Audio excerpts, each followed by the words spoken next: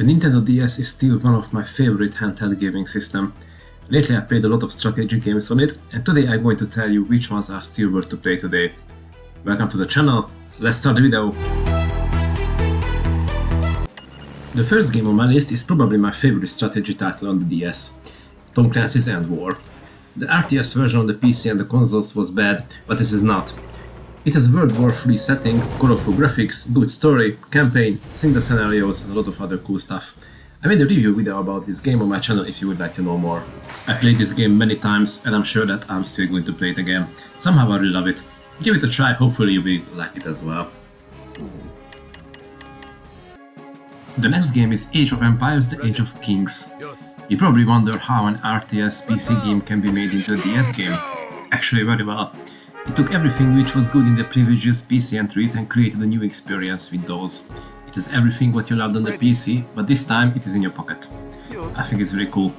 You can research technologies, enter into new ages, upgrade your units, but this time it's much more important how you handle your strategy, how you place your buildings, how you handle economy. It even has a historical background for each campaign.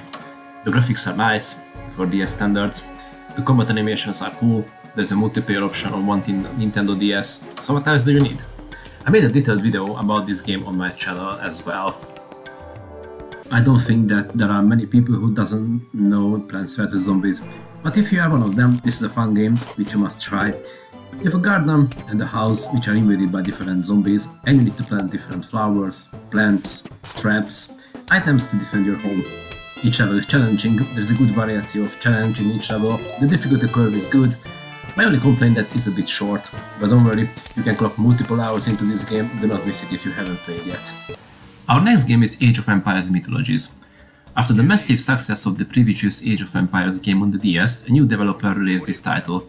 Everybody was hyped up and the reviews back then said that it can rival even the best strategy games on the DS.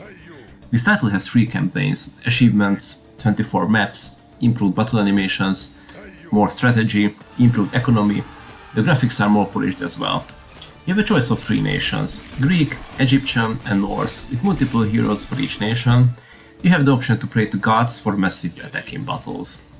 This is another game which should not be missed on the DS. If you like strategy games, it has a ton of depths and options. Oh yes, and hot seat multiplayer, that's a must one. If you like strategy games, this is not going to be new for you. It is Civilization in your pockets. I keep saying this, but I still love that you can have such cool games in your pockets on handheld. Anyway, so in case if you never played a Civilization game before, you start in the Stone Age with your chosen civilization, with barely any knowledge, with a single settlement. You need to explore your surroundings, research technologies, build your cities and handle diplomacy with other nations. And so how this DS version holds up today? It contains everything which the game is loved by many. A few things has been simplified and we've seen some other graphics on the DS, but this is still very well playable and an enjoyable experience on the DS. So if you love Civilization, give this a try. Our first real-time strategy game on this list is Final Fantasy XII Revenant Wings. If you wonder how an RTS game can be enjoyable on the DS, this is a great example. The game takes place after the events of the main RPG game on the PlayStation 2. The controls are good, you control your units with the stylus, select them like you would like to do with the mouse. You can select multiple units as well as individual units. The game also has some impressive videos, which is a nice addition. You're going to have tons of side quests, hunts next to the main story, massive RPG elements in items, equipment and skills, and a lot of fan service for those who enjoy the main game. If you like RTS games, give this a try. Our second real-time strategy game on this list is Heroes of Mana. It has everything what you love in an RTS game. Base building, unit building, lot of units, building types, fully animated sequences, great music and a fun gameplay. The game has 24 chapters in the main game and 40 side missions, so there are plenty of content to dive in. The story is deep, lots of characters, so it is a strong game on our list. I enjoyed my time playing it, and hopefully you will do as well. If you're an old gamer, you probably played Populous already back then. They came out in 1989 and since then it had a few sequels on multiple platforms. Its entry on the DS is a similar experience.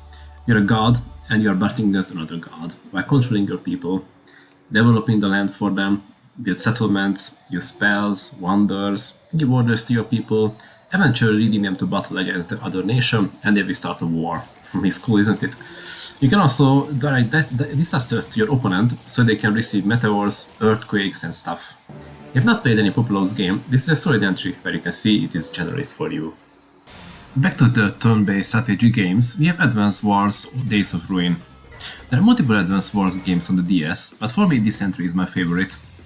The story is much more darker than the previous entries. The world has ended and a lot of meteors have struck Earth and a group of survivors are battling through the ruined world. The story is good, the characters are interesting and the strategy is there as well. You can play the main campaign and also scenario missions too. The graphics are dated, there are many much nicer entries on the DS, but don't let this put you off, this is still a classic and a great game. And after a few missions you can get used to the graphics. Our last game on the list is a Unique entry. It is a tower defense strategy hybrid where you have to build your base and defend it. The stylus will be your main tool to build your defenses, and it works really well. You have multiple types of traps, turrets, walls, helper bots, special skills. It has small things which makes the game unique. For example, if you unlock a new tower, you need to assemble it in a minigame before you can use it. In battles you can fight enemies by yourself as well, helping out the turrets. So this game has everything which a good base defender or turret defense game needs. Even the story is good, so overall this game is a masterpiece, and if you like this genre it shouldn't be missed. Is there any other games that I missed from this list? Did you play these games? Let me know in the comments section. I hope that you enjoyed this video today and you are going to enjoy the games as well. Thank you for being with me today, and I see you in the next Back4Quest video.